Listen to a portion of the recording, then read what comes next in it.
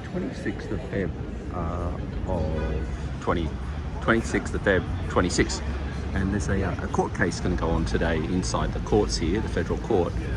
It's by a group led by the Palestine Action Group and various others, Blak Caucus and others, and they're having a press conference out the front here before they go through to the court, and it's about challenging the constitutional validity of the actual means protest laws that have been implemented. So there's a few cops. There's one cop there. All the schoolboys are chatting to him, and there's another kind of socialisty kind of guy. He's chatting to the schoolgirls on that side. And then you've got the supporters are all gathered here on this side, and then you've got the media in the centre there getting ready. They haven't got their cameras mounted yet, so I don't think it's going to kick off in too much of a hurry. Or maybe. Just if you want to come and join with us behind us. Oh yeah, they're going to get people behind us always. So that's usually the best way to have a background for the video. That's going to make the news. Okay. Channel 7 fixing up his mic. Channel 9. Not that many. Beautiful. I would have thought there'd be a few more. So, hi everybody, my name is Latoya Aroharu. I'm a Wiradjuri Tiatiawa Māori First Nations person, and on behalf of us here today, I'd like to acknowledge that this is Gadigal Nura, Gadigal land, and we acknowledge Gadigal elders, past and present, other Aboriginal people who are here, and for those tuning in as well from Aboriginal land. This always was and always will be Aboriginal land. Cool. I'm going to also read on behalf of Blak Caucus, Auntie Lizzie Jarrett's statement. She gives her sincere apologies for not being able to make it here today, but we'll send our love and solidarity to Lizzie and to Blak Caucus and the other organisers and allies who are here. It's such a critical issue that we're speaking about, that First Nations people have of course been at from day dot 1788, and the issue of genocide connects us beyond, I think, what people are able to comprehend but are starting to. Australia has yet to acknowledge genocide as a real and legitimate systemic issue that's ongoing. So we call against genocide, and I'm going to read Lizzie's statement now. My people are on the front line of the brutality that is inflicted by the New South Wales Police. Police bash our people every day in back alleys and in cells. In 2025 alone, under Chris Minns' reign of terror, we suffered the highest number of deaths in custody since records began. Personally, my brother Wayne Fella Morrison died in custody in 2016 in South Australia, and I continue to see personally, as Auntie Lizzie Jarrett does, the intensification of deaths in custody and of brutality against First Nations people in light of the Palestinian resistance struggle. And we stand with Palestinian people for this reason, because of our shared histories of violence and genocide, but also because at the end of the day, this is a violent manifestation of that same genocide here on Gadigal Nura, here on Aboriginal land across this continent, which is why we also stand to resist together, and why it's important that people of colour especially and our allies are drawn together. And now, under Men's Public Assembly Prohibition Declaration, people from every sector of society have now experienced this brutality out in open, as we've seen from Monday's events. When the Australian government welcomed war criminal Isaac Herzog, who proudly signed bombs that were dropped on Gaza, lest we forget, our protest was met with heavy-handed force, pepper spray, and pure violence instead of communication, intimidation instead of protection. I helped lead the crowd onto the road and up to the police lines, asserting my sovereign rights and refusing to accept the anti-protest laws. We were threatened with a sound cannon. To keep everyone safe, I began trying to calmly move people on as was instructed. Then the police attacked. In the first wave of arrests, many First Nations activists were arrested. As Auntie Lizzie says, I was also one of the first people, if not the first person that day, arrested. I wasn't charged, but I was put into the back of a police paddy wagon and told myself that I was arrested for allegedly disturbing the police, or rather the peace. Thank you, it is shameful. Then the police attacked. In the first wave of arrests, many First Nations activists were arrested on the front line. This is from Auntie Lizzie. She was physically brutalised, manhandled by a swarm of riot cops, pushed into a horse, then dragged down the street to be pushed up against a police van, while I was then put inside one. From this violent attack, I still have bruising and pain and naturally more lived experience of police brutality. But if they think force will silence us, they misunderstand exactly who we are. Today is a show of that. We have challenged the men's anti-protest laws on the streets. We forced them to back down and change the PARD to allow us to march on Invasion Day. And today we start a challenge to these laws in this court. Our right to protest is not negotiable. We are demanding justice for the violence that was inflicted under the PARD. It gave police a license to terrorise. The Supreme Court must revoke this license, here, now, today.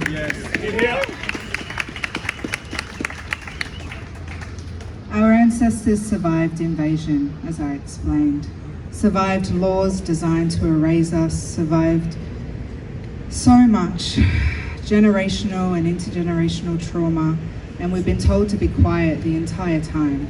But our silence and your silence will not protect us and will not protect you. We must continue to be loud. Minns must resign. His anti-protest laws need to be ripped up. His attempts to ban pro-Palestinian slogans and terrorise our movement needs to end. Let this be heard clearly. We are not going anywhere. We will keep gathering and we will keep speaking.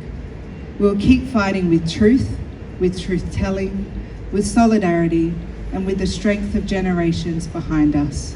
This always was and it always will be Aboriginal land. Thank you so much. I hand over to my comrade, Paddy Gibson. I have a statement here from the Aboriginal Legal Service who's supporting the Aboriginal comrades who are taking on this case today. This is from Nadine Miles, who's the Principal Legal Officer at the Aboriginal Legal Service. She says the ALS is the primary legal services provider to Aboriginal and Torres Strait Islander people in New South Wales and the ACT, and a proud Aboriginal community-controlled organisation. The ALS was born out of the Aboriginal protest movement in 1970 and established in a critical act of self-determination by Aboriginal people. Aboriginal community-led activism remains central to the priorities and values of the ALS, and we are committed to remaining fearless in our advocacy and advocating for justice and achieving community-led change. We support the right of Aboriginal people in New South Wales to exercise freedom of political communication and peaceful public assemblies which draw attention to the injustices faced by the communities we serve. So that's a statement of solidarity from the ALS. And I would just like to introduce Nick Hanna, who's a lead solicitor in this case. It's been incredible, the mobilisation of lawyers to come in and actually stand up and support the movement that's being repressed by Chris Minns. And a pleasure to work with Nick. Thanks, Nick. Thanks, Paddy, and thanks, Latoya, for those powerful words. I need to be very quick because the hearing's about to start. Today is the final hearing of my very brave client's summons that seeks to have Minns's anti-protest laws declared invalid. It's difficult to think of a case that is more consequential for political freedoms in this state. It is a case that will decide whether the government can suspend one of our most fundamental rights, the right to peacefully protest, and hand over to the police commissioner, an unelected official, the sole discretion to decide which public assemblies are worthy of protection and which are not. These laws were sold to us on the basis that they are designed to enhance community safety and community protection, social cohesion. These are, of course, all the buzzwords that we hear a lot of these days. But I don't think that the community has bought this. And you only need to look to the violent crackdown that we saw at the protest against President Herzog on the 9th of February to understand why.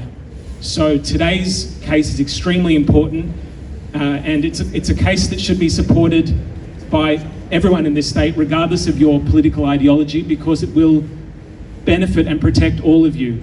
And if we win today, it's a result of the courage and the fortitude that's been demonstrated by my clients. Thank you very much. Thank you so much, Nick. I'm Josh Lees from the Palestine Action Group, Sydney. I'm one of the plaintiffs in this case alongside Paul Silver and Lizzie Jarrett from the Blak Caucus. Big thank you to Nick and all the rest of the legal team, Felicity Graham and all the others who have worked so hard on this case and so many other cases to fight to defend our right to protest in this state. Now, as we've heard, Chris Minns' anti-protest laws were not about community safety or community cohesion.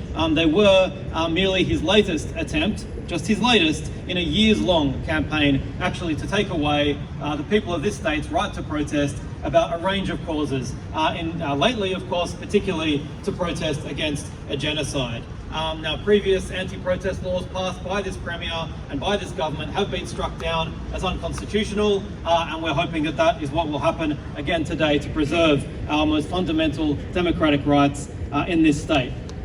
The shocking police brutality we saw on Monday, the 9th of February, is a direct result of Chris Minns' anti-protest, extreme anti-protest agenda encapsulated in these laws, in his rhetoric, in the extreme authoritarian stance he has taken over the last 2.5 years against peaceful protesters. It's very important to say, as we saw on the 9th of February, people will not stand for this. Yes. People will not accept their rights to protest being taken away. And we saw that on 9th of February with tens of thousands of people coming out to say no to genocide in the face of all of these threats and these crazy laws. And this is so important because we face a world in which people need the right to protest more than ever. We face a world of growing inequality. We face a world of ongoing genocide in Gaza. We face a world with yet another US war in the Middle East imminently. We face a sharp rise in racism in this country, obviously against Indigenous people, but also increasingly against Muslims in this country. We face the growth of the extreme right in this country, with Pauline Hanson's disgusting Islamophobia on the rise in our faces every day now. And Pauline Hanson, of course, who herself is merely the instrument of Gina Rinehart and Rupert Murdoch and the other billionaires who want to wage war against the working class of this country, against migrants and against Muslims of this country, just to enrich their billionaire backers, like we have seen in the United States. Trumpism is coming to Australia in the form of Pauline Hanson, and it's only the people that are going to be able to be willing to stand up against all that that represents. Clearly, it's not going to be the Labor government. Clearly, Chris Minns and Albanese are not going to do a single thing to stand against this tide of the extreme right and racism and genocide and war. In fact, they have presided over all of this for 2.5 years and more now, and Chris Minns is paving the way.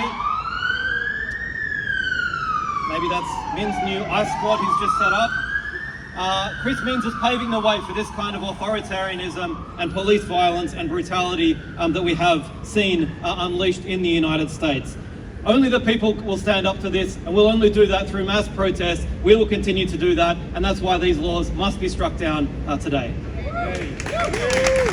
Next up, we're going to hear from Vince, who is the New South Wales Secretary of the National Tertiary Education Union. Thanks.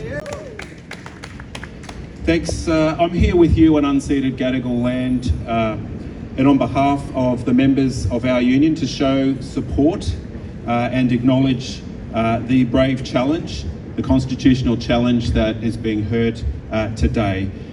It takes huge resolve, obviously, to challenge the state. And what's at stake is really, really clear, and it's really, really serious. And that is whether the government can continue to restrict the right to peaceful protest in this state. Many of us were at Town Hall a couple of weeks ago.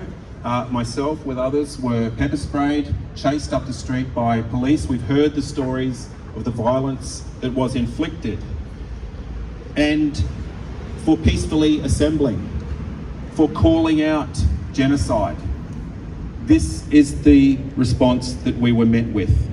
It is a serious moment.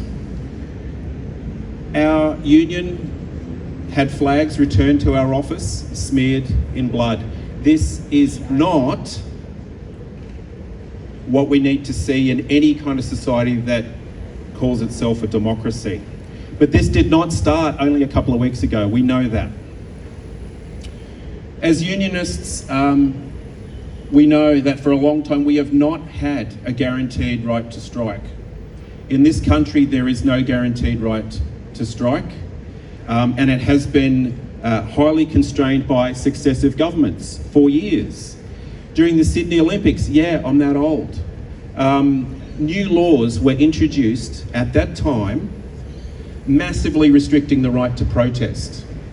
We were not allowed even, it was unlawful to hand out a leaflet at a so-called Olympic live site.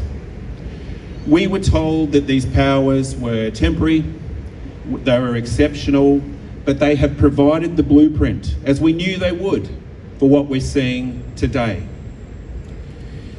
Now, as people have mentioned, the last couple of years, we've seen climate protesters increasingly facing escalating criminal penalties, the state government treating the protection of profit, the minimisation of traffic disruption as more important than the right, the democratic right, to freedom of assembly. And this is in the context of huge, catastrophic changes we're seeing through climate. It is an existential threat. And unfortunately, it's part of, as we're seeing, a broader trend. Returning to our union and our experience of the last few years, on university campuses, historically places of democratic debate, testing ideas, protest, what we're seeing is academic freedom increasingly coming under threat. The right to protest on campus increasingly restricted. As a union, I almost can't believe it.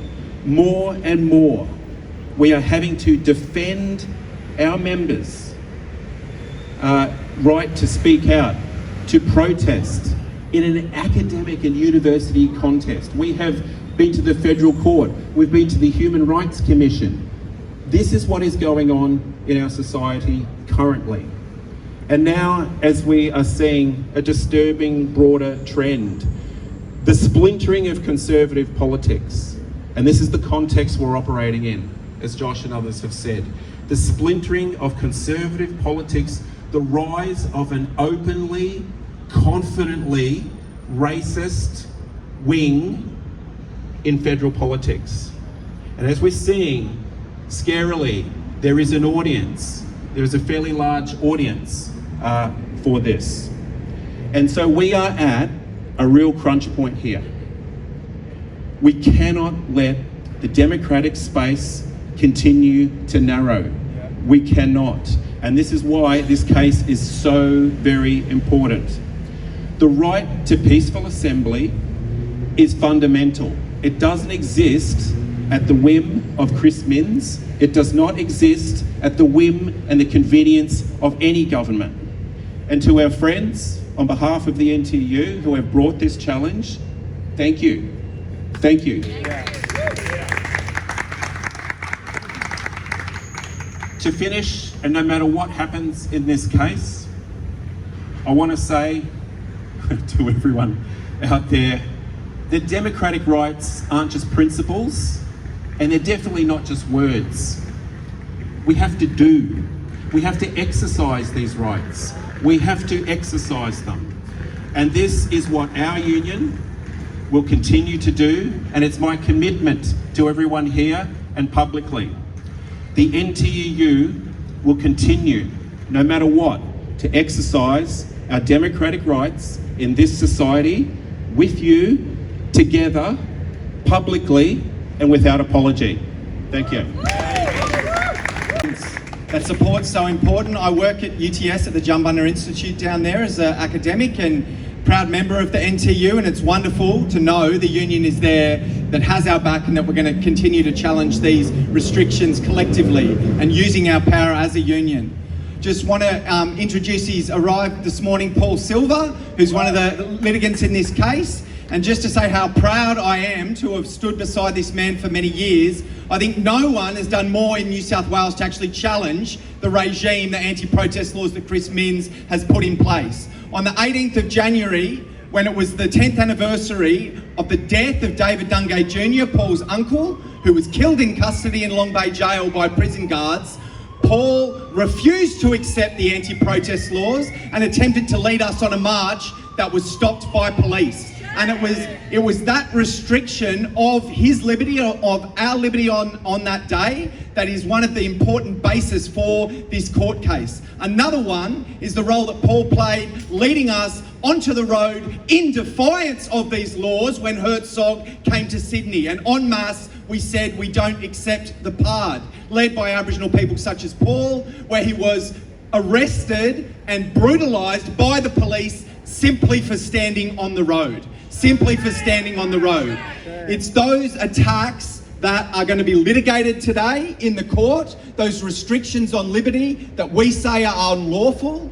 The lawyers are saying that they are taking, it's in the submissions, Chris Minns has taken a sledgehammer to the right to protest, and it's something that we don't accept. We need much more of the defiance that Paul has shown us all to deal with Chris Minns' attempts to restrict our speech and our movement. We're proud to stand beside him, Paul Silver. Thank you.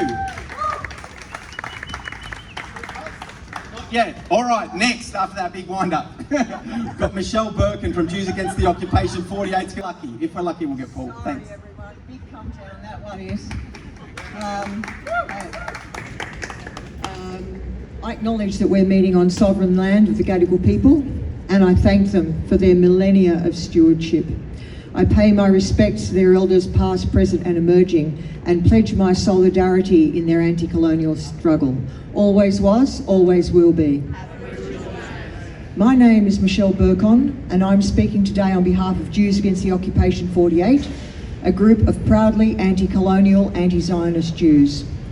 Like everyone else, we are reeling with shock, disbelief and outrage at the hubris of a Premier whose loyalty is not to his ordinary constituents, the everyday people who contribute to and participate in our society in all of our different ways, but to the interests of the rapacious ruling classes, which of course align with the interests of the US empire and its rogue henchman in West Asia, Israel.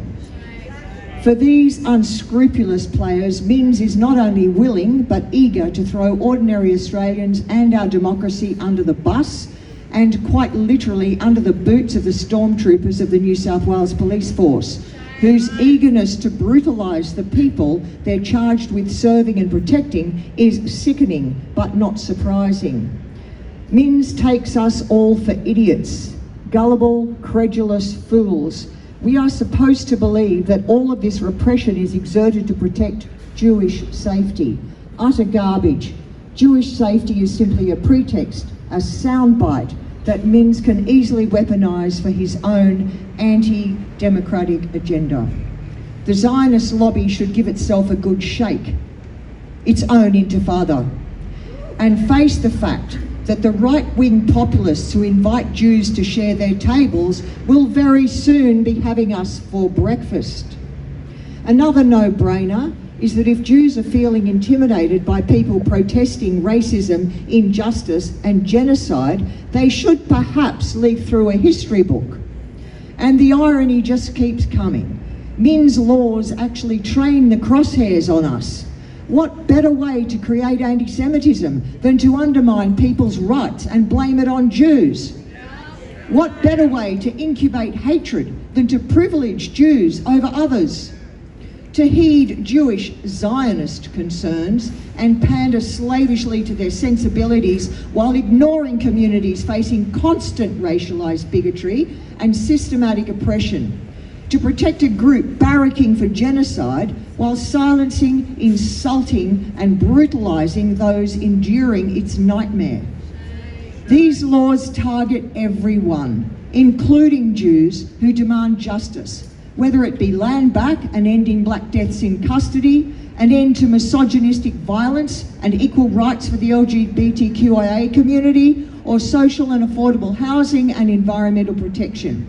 In fact, I'd like to remind Chris Minns of the catastrophic institutional failures, even at the New South Wales level, that enabled 2 men to slaughter 15 Jewish people and terrorise the Jewish community. These laws must go, and this challenge is a step towards restoring the potential for social community cohesion in our society. From the river to the sea, Palestine will be free. From the river to the sea, Palestine will be free.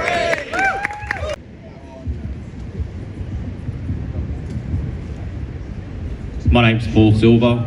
I'm a proud Dunghutti Aboriginal man, and we stand here today. Oh shit, sorry. We stand here today. Myself as a First Nations sovereign man.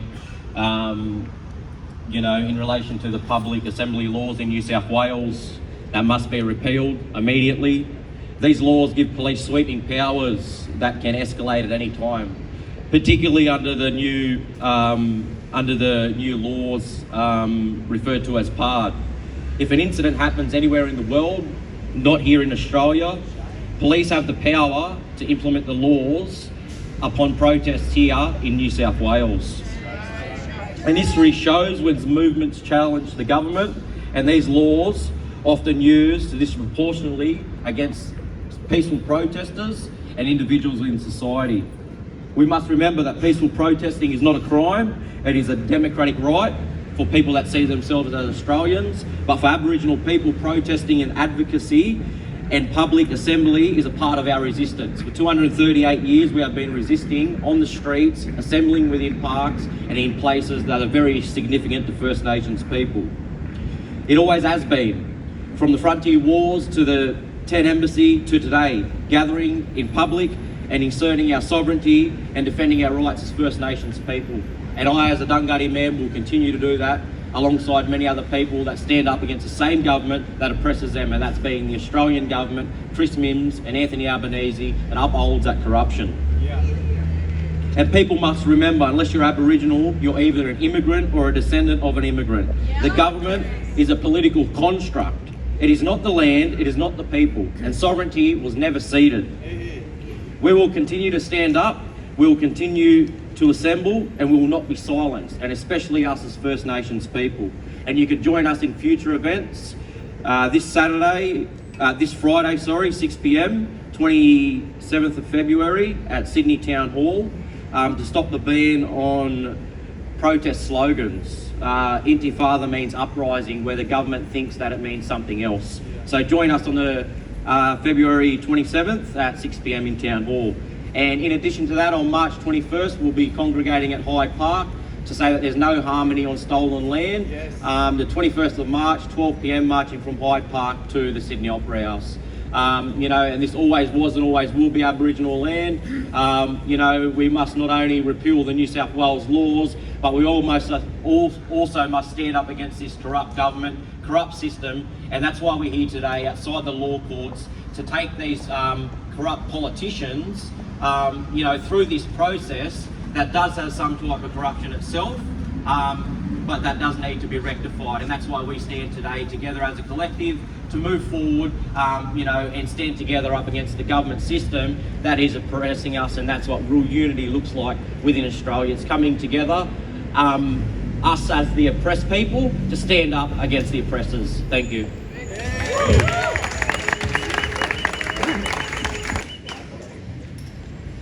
Yeah, so that's all the speakers that we've organised this morning. They've actually started the case, so people can go up there if you like. I mean, if any journalists have got any questions, I think Paul was going to go in, but yeah, we might just leave it there, folks. Sorry. Sure. Yep. We all get together over there. From the river to the sea.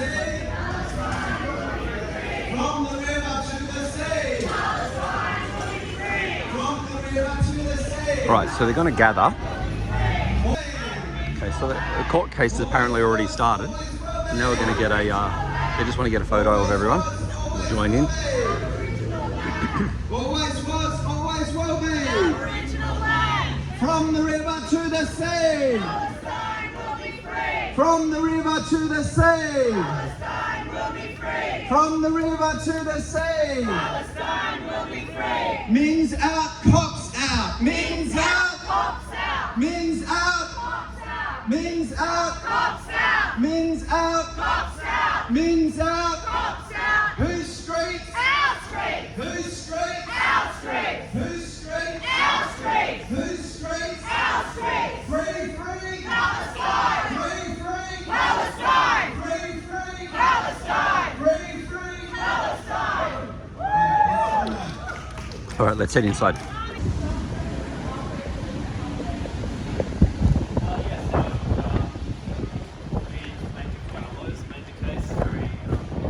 Expertly today about why these extreme anti-protest laws passed by MINs never should have been passed and should be struck down as unconstitutional by this court. As we heard today, they were a sledgehammer. These laws which banned or placed severe restrictions, took away the rights to protest for everyone. Understandably, because based on this assertion that protests somehow impinged on social cohesion, and as our lawyers have argued today, that is not a valid constitutional argument because it does go against our implied rights to political communication in the Constitution. So these laws are undemocratic, as we've argued, unconstitutional, never should have been passed, and we hope they'll be struck down today. And what do you have to say about the state's argument that there are opponents of anti-Semitic comments or behaviours at the Palestinian rallies and giving voice to some people who silence others?